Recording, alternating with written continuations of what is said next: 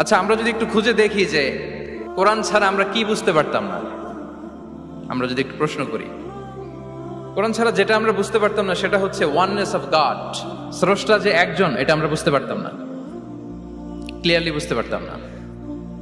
কেউ হয়তো ভাবতাম দুইজন তিনজন,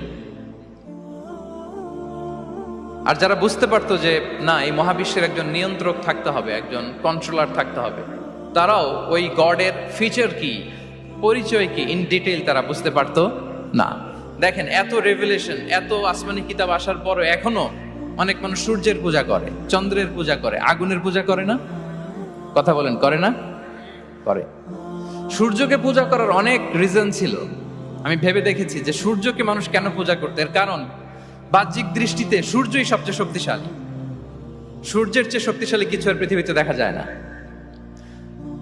আর সূর্যের আলো ছাড়া পৃথিবীতে কেউ বাঁচেও না।